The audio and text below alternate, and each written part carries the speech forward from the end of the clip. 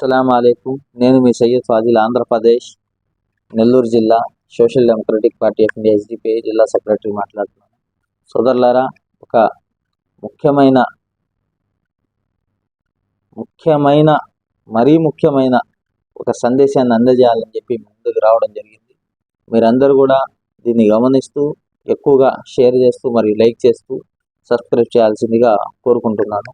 సోదరులారా, ఎస్ఐఆర్ అని చెప్పి దేశవ్యాప్తంగా 2002 సంబంధించిన ఒక ఎస్ఐఆర్ని తీసుకొచ్చి సార్ అనే స్పెషల్ ఇంటెన్సివ్ రివిజన్ అనే ఒక ఓటుకు సంబంధించిన ఎలక్షన్ కమిషన్ ఓట్లను చెక్ చేయడం కానివ్వండి, పోయిన ఓట్లను మళ్ళీ కరప్షన్లో కరెక్ట్ చేయడం కానివ్వండి, మరియు చనిపోయిన చనిపోయిన వ్యక్తుల ఓట్లను తీసివేయడం కానివ్వండి, ఈ ప్రాసెస్ ద్వారా చేయడం అయితే జరుగుతుంది. ప్రజలకైతే చాలా మందికి అవగాహన లేదు, కానీ ఎస్ఐఆర్ అనేది అక్కడి దాకా పూర్తిగా లేదు. పూర్తిగా ఎస్ఐఆర్ అని చెప్తే మీకు 2002లో ఇంత మాత్రమే జరుగుతూ ఉంది.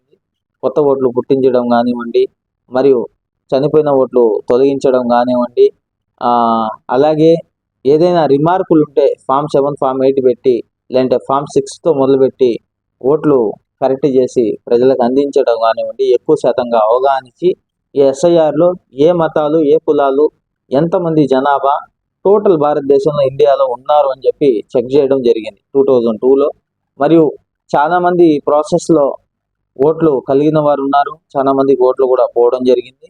కానీ ప్రతిసారి ఎలక్షన్ అనగానే మనకు చాలా మందికి ఓట్లు వస్తే చాలా మందికి ఓట్లు వెళ్ళిపోతాయి. ఇప్పుడు ఒక 30 ఏళ్ల క్రితం ఒక ఓటు వేసానే అనుకోండి, 30 ఏళ్ల క్రితం ఒక ఓటు నేనే వేశాను అనుకోండి, మళ్ళీ ఇప్పుడు నాకు ఓటు రావాలి కదా. ఉన్నట్టుండి ఎలక్షన్లో ఏమవుతుందో కానీ తెలియదు. ఎలక్షన్ కమిషను, బిఎల్ఓస్, లేదంటే ఎలక్షన్ సూపర్వైజర్స్ ఎవరైతే మనకు ఎలక్షన్ సంబంధించిన ఇన్ఛార్జీల ద్వారా పనిచేస్తూ ఉంటారు, అక్కడ ఏ గడిబిడి అవుతుందో కానీ ఓట్లు అయితే వెళ్ళిపోతాయి. కానీ ఆ గడిబిడి ఉండకూడదని చెప్పి 2002లో ఈ విధంగా ప్రాసెస్ అయితే చేసి అందరికి ఓటు వచ్చేటట్టు చేస్తామని చెప్పి సెంట్రల్లో ఉన్న ప్రభుత్వం, ఆనాటి ప్రభుత్వం ఎస్ఐఆర్ తెచ్చి అందరికి కూడా ఓట్లు అనేది ఇవ్వడం జరిగింది, మరియు తొలగించడం కూడా జరిగింది. ఇంత మాత్రమే ఎస్ఐఆర్ 2002 అనేది ఉన్నది ఎస్ఐఆర్. కానీ ఇప్పుడు దాంట్లో ప్రొజినీ ప్రాసెస్ అనే ఒకటి తీసుకొచ్చారు. దాని ద్వారా కొన్ని కోట్ల ఓట్లు వెళ్ళిపోతున్నాయి మన దేశంలో. కొన్ని కోట్ల ఓట్లు, లక్షలు కాదు, కోట్లు ఓట్లు వెళ్ళిపోతా ఉన్నాయి. ఎన్ని కోట్లు వెళ్ళిపోయినాయి అంటే ఒక్క యూపీలోనే 4 కోట్లు పోయినాయి. తమిళనాడులో దగ్గర 1 కోటి ఓట్ల దాకా కమ్ముపేష్ అంటే ఎక్కువ కావచ్చు, తక్కువ కావచ్చు, 1 కోటి దాకా వెళ్ళున్నాయి. 24 లక్షల ఓట్లు హై ఎడ్యుకేటెడ్ స్టేట్. నేను చెప్పగానే మీరు అర్థం చేసుకోవచ్చు. దేనికంటే మన దేశంలో ఏదైనా హై ఎడ్యుకేటెడ్ స్టేట్ ఉంది అంటే అది కేరళ. ఉన్నదే 3,50,00,000 మంది. దాంట్లో నుంచి 24 లక్షల ఓట్లు వెళ్ళిపోయినాయంటే సోదరులారా, ఇది మామూలు విషయం కాదు. మీరు గమనించాలా, మామూలు విషయం కాదు. చాలా క్లుప్తంగా మీరు బాగా గమనించాలా, మీరు మామూలుగా చాలా గమనించాలా.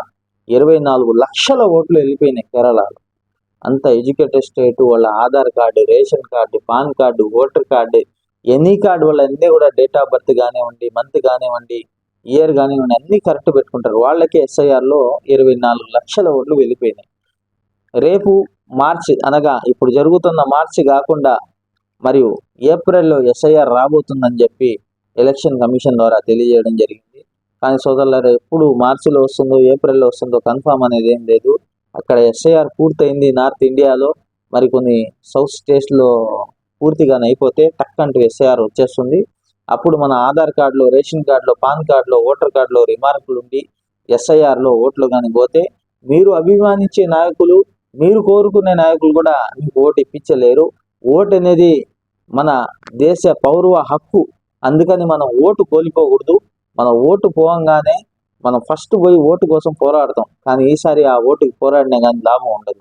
అందుకని మీరు దయచేసి నా మాటను అర్థం చేసుకొని బిఎల్ఓ గారని చెప్పి ప్రతి ఒక్క సచివాలయంలో ఉండే ప్రతి ఒక్క డిపార్ట్మెంట్కి సంబంధించిన వ్యక్తులందరూ కూడా ఇప్పుడు బిఎల్ఓలుగా మారుతున్నారు.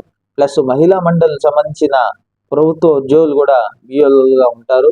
మరియు టీచర్స్ మరియు లెక్చరర్స్ కూడా మనకు బిఎల్ఓలుగా ఉంటారు. మీరు మీ యొక్క ఓటర్ కార్డు కానివ్వండి, మీ యొక్క ఎపిక్ నెంబర్ కానివ్వండి, ఫోన్ నెంబర్ కానివ్వండి తీసుకొని మీ యొక్క సచివాలయానికి వెళ్ళి మీ యొక్క ఓటు ఉందా లేదా అని చెక్ చేసుకోండి. లేని పక్షాన ఫామ్ 6 అని చెప్పి మీరు ఎక్కడ మీ సేవలు వెళ్ళి మాట్లాడినా కానీ 100-150 లోపల తీసుకొని మీకు ఓట్ కార్డ్ అనేది చేయడం జరుగుతుంది.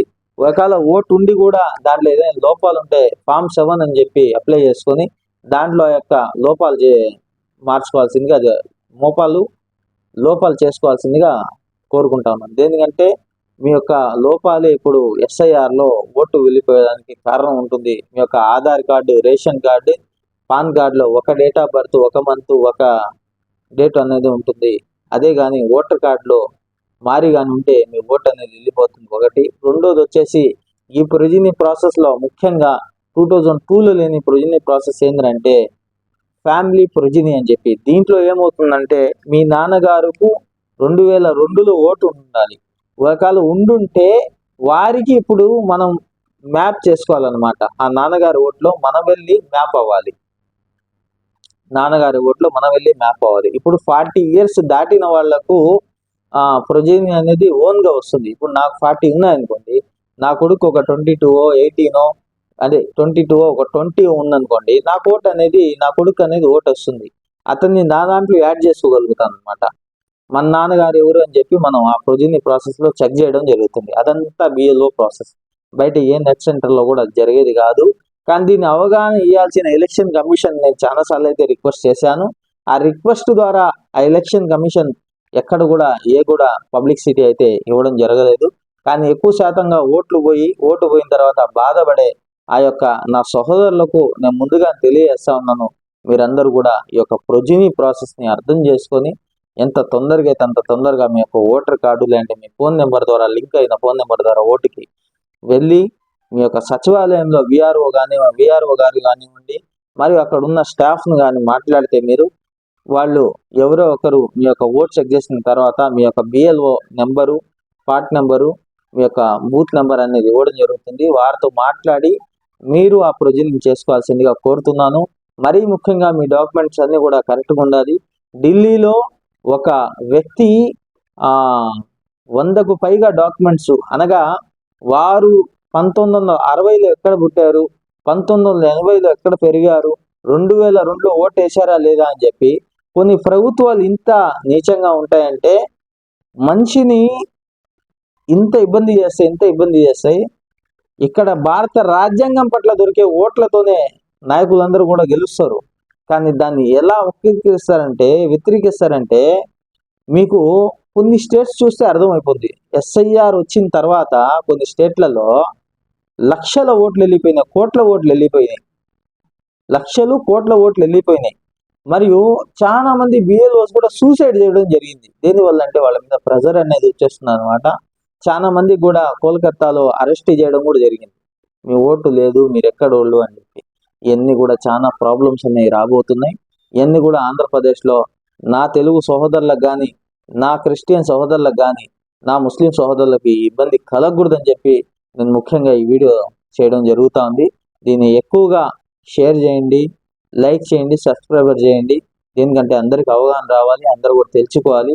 దయచేసి నేను social democratic party of India నుంచి ప్రజలందరినీ కోరుకుంటా ఉన్నాను. మీ యొక్క ఓటును మీరు వినియోగించుకోండి, పోగొట్టుకోబాకండి. ఓటు అనేది మన దేశ పౌరసత్వం అని చెప్పి మీరందరూ కూడా గుర్తుంచుకోవాలి. ఓటు అనేది సామాన్యమైన కాదు, దేశ పౌరత్వం. ఒకవేళ బయట దేశం నుంచి ఒక వ్యక్తి వచ్చాడు, ఎవరైనా 4 రోజుల కోసం ఇక్కడ టూర్ కోసం వచ్చాడు, అతనికి ఓటు దొరుకుతుందా? దొరకదు. సోదరులారా, మన దేశ పౌరులం, అందుకని చెప్పే మనకు ఓటు దొరుకుతుంది. ఓటునంతా చులకనగా చూడబాకండి. ఒక ఓటు మీ జీవిత భవిష్యత్తును మార్చేస్తుంది. ఒక ఓటు మీ రాబోయే తరాన్ని మార్చేస్తుంది. ఒక ఓటు మీ దేశాన్ని ముందుకు తీసుకెళ్లే మార్గాన్ని ఎంచుకునే ఒక బలమే ఓటు. సోదరులారా, ఆ బలమైన ఓటుని కోల్పోబాకండి అని చెప్పి దయచేసి నేను Syed Fazil social democratic party of India నుంచి కోరుకుంటూ నా యొక్క మాటను ముగిస్తా ఉన్నాను. ఎక్కువగా లైక్ చేయండి, సబ్స్క్రైబ్ చేయండి, ఎక్కువగా షేర్ చేయండి సోదరులారా. అందరికి అవగాహన రావాలని చెప్పి నేను తెలియజేస్తూ అస్సలాము అలైకుం.